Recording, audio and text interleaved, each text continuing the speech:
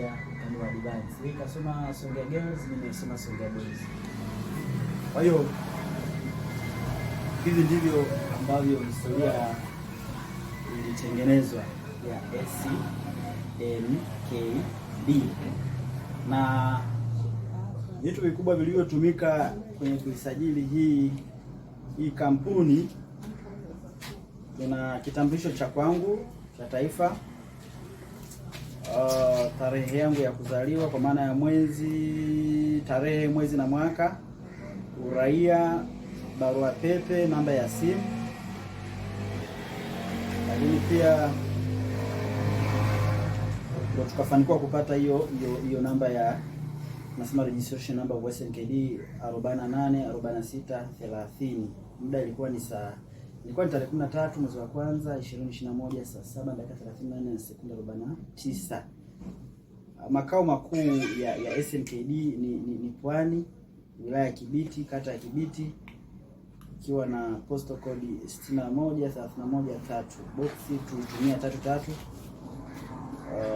Shughuli zetu za awali wakati tunaisajili tulipropose kwamba tuwe na pre-primary and primary education, na nadhani mnafahamu tumeshatoa awamu 4 kwa upande wa chekechea. Wanafunzi wetu wa kwanza kabisa sasa hivi wapo darasa la 4, wametawanywa. Wapo wanaosoma Nyamakonge, kwa ukienda pale kuuliza SNKD wapo wa darasa la 4 utawaona. Lakini pia ukienda kwenye shule nyingine pale Zawadi Star wapo, kwa sababu sisi wakishamaliza kwa upande wa chekechea, tukishatekeleza jukumu letu tunawatawanya.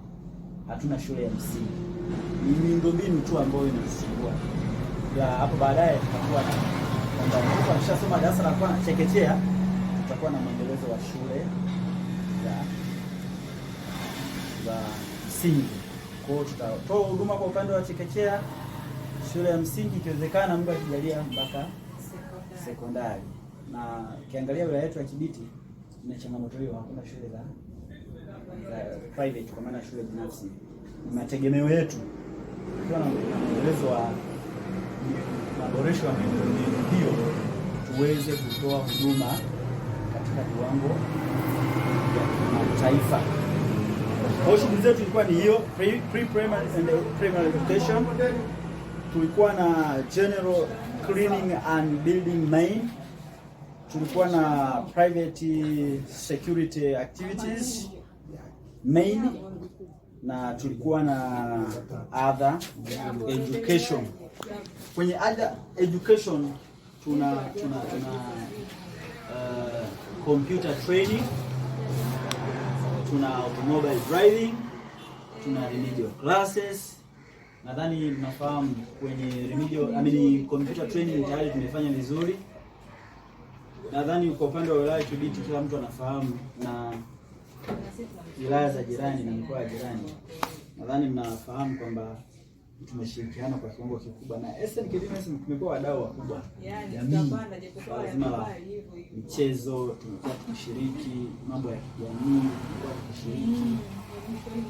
Lakini sasa hivi mategemeo yetu mwaka huu 2026 tuanzishe idara ya tailoring. Tailoring ilikuwa na maana ya ushoni. Tayari leo nimefanikiwa kuonana na mtu mmoja anaitwa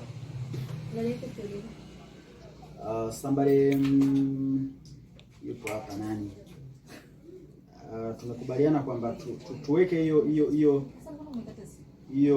idara. Anaitwa Amina. Tunategemea tufanye naye mazungumzo kwa sababu tayari pale anajitendea kazi kwa maana ya